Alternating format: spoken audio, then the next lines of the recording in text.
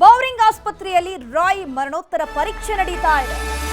ಅರ್ಧ ಗಂಟೆಯಿಂದ ಒಂದು ಮರಣೋತ್ತರ ಪರೀಕ್ಷೆ ಆಗ್ತಾ ಇರುವಂತದ್ದು. ಮರಣೋತ್ತರ ಪರೀಕ್ಷೆಯ ಬಳಿಕ ಕುಟುಂಬಸ್ಥರಿಗೆ ಮೃತದೇಹವನ್ನು ಹಸ್ತಾಂತರ ಮಾಡಲಿದ್ದಾರೆ. ಕೋರಮಂಗಲದ ವೈಟ್ ಹೌಸ್ನಲ್ಲಿ ಅಂತಿಮ ದರ್ಶನಕ್ಕೆ ಎಲ್ಲಾ ರೀತಿಯ ವ್ಯವಸ್ಥೆಯನ್ನು ಮಾಡಲಾಗಿದೆ. ಅಂತಿಮ ದರ್ಶನದ ಬಳಿಕ ನಾಳೆ ಸಿಜೆ ರಾಯ್ ಅವರ ಅಂತ್ಯಕ್ರಿಯೆ ನಡೆಯಲಿದೆ. ಇಂದು ಸಂಜೆ ಅಥವಾ ನಾಳೆ ಅಂತ್ಯಕ್ರಿಯೆ ನಡೆಸುವಂತಹ ಸಾಧ್ಯತೆ ಇದೆ. ಒಂದಷ್ಟು ಕುಟುಂಬಸ್ಥರು ಇನ್ನೂ ಕೂಡ ಭಾರತಕ್ಕೆ ಬರಬೇಕು. ಸೊ ಹಾಗಾಗಿ ನಾಳೆ ಅಂತ್ಯಕ್ರಿಯೆ ಮಾಡುವಂತಹ ಚಾನ್ಸಸ್ ಜಾಸ್ತಿ ಆಗಿದೆ. ಬನ್ನೇರುಘಟ್ಟ ಕಾಸಾಗ್ರಾಂಡ್ನಲ್ಲಿ ಅಂತ್ಯಕ್ರಿಯೆ ನಡೆಸುವಂತಹ ಸಾಧ್ಯತೆ ಇದೆ. ಸಿಜೆ ರಾಯ್ ಸಹೋದರ ಜೋಸೆಫ್ ಒಡೆತನದ ವೈಟ್ ಹೌಸ್ ಇಲ್ಲಿ ಅಂತ್ಯಕ್ರಿಯೆಯಲ್ಲಿ ಉದ್ಯಮಿಗಳು, ಸಿನಿಮಾ ತಾರೆಯರು ಮತ್ತು ರಾಜಕಾರಣಿಗಳು ಕೂಡ ಬಂದು ಅಂತಿಮ ದರ್ಶನ ಪಡೆಯುವಂತಹ ಸಾಧ್ಯತೆ ಇದೆ. ಸದ್ಯಕ್ಕೆ ವೈಟ್ ಹೌಸ್ನಲ್ಲಿ ಒಂದು ಮರಣೋತ್ತರ ಪರೀಕ್ಷೆ ಆದಮೇಲೆ ಅವರ ಮೃತದೇಹವನ್ನು ಅಲ್ಲಿಗೆ ತೆಗೆದುಕೊಂಡು ಹೋಗಿ ಅಂತಿಮ ದರ್ಶನಕ್ಕೆ ಎಲ್ಲ ರೀತಿಯ ವ್ಯವಸ್ಥೆಯನ್ನು ಕೂಡ ಮಾಡಲಾಗಿದೆ.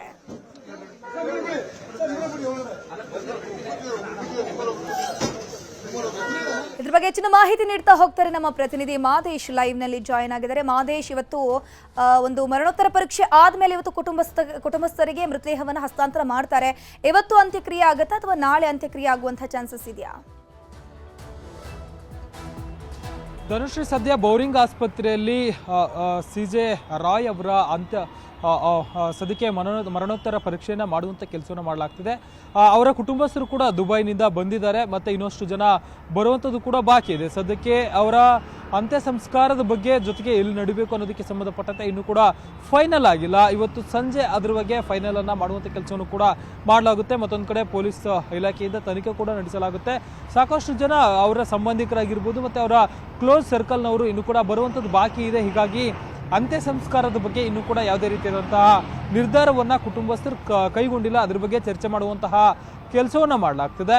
ಅಂತ್ಯ ಸಂಸ್ಕಾರ ಎಲ್ಲಿ ನಡೆಯುತ್ತೆ ಅನ್ನೋದಕ್ಕೆ ಸಂಬಂಧಪಟ್ಟಂತೆ ಒಂದಷ್ಟು ವಿಚಾರವನ್ನು ನೋಡಿದಾಗ ಬನ್ನೇರುಘಟ್ಟದ ಕ್ರಾಸ್ ಗ್ಯಾಂಡ್ ಬಳಿ ಅವರ ಅಂತ್ಯ ಸಂಸ್ಕಾರ ನಡೆಯುವಂಥ ಸಾಧ್ಯತೆ ಇದೆ ಅಂತೇಳಿ ಹೇಳಲಾಗ್ತಿದೆ. ಇವತ್ತು ಸಂಜೆ ಅಥವಾ ನಾಳೆ ಅವರ ಅಂತ್ಯ ಸಂಸ್ಕಾರಕ್ಕೆ ಪ್ಲಾನ್ ನಡೆಸುವಂಥ ಕೆಲಸವನ್ನು ಮಾಡಲಾಗ್ತಿದೆ.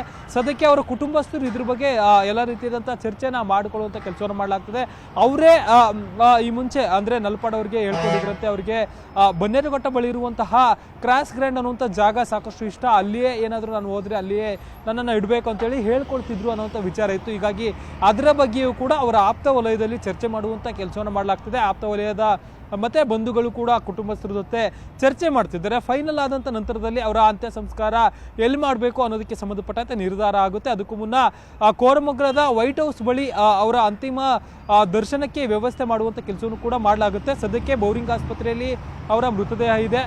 ಮರಣೋತ್ತರ ಪರೀಕ್ಷೆ ಮುಗಿದ ನಂತರ ಬೌರಿಂಗ್ ಆಸ್ಪತ್ರೆಯ ವೈಟ್ ಹೌಸ್ಗೆ ಅವರನ್ನು ತೆಗೆದುಕೊಂಡು ಹೋಗಲಾಗುತ್ತೆ. ಅವರ ಮೃತದೇಹವನ್ನು ತೆಗೆದುಕೊಂಡು ಹೋಗಲಾಗುತ್ತೆ. ಅದಾದಮೇಲೆ ಅಂತಿಮ ಸಂಸ್ಕಾರ ಎಲ್ಲಿ ಏನು ಅನ್ನೋದಕ್ಕೆ ಸಂಬಂಧಪಟ್ಟಂತೆ ನಿರ್ಧಾರ ಆದಮೇಲೆ ಅಂತಿಮ ಸಂಸ್ಕಾರದ ಬಗ್ಗೆ ಅವರ ಕುಟುಂಬಸ್ಥರು ಮಾಹಿತಿ ನೀಡಲಿದ್ದಾರೆ. ಧನುಶ್ರೀ, ಥ್ಯಾಂಕ್ ಯು ಮಾದೇಶ್ ತಮ್ಮೆಲ್ಲ ಮಾಹಿತಿಗಾಗಿ.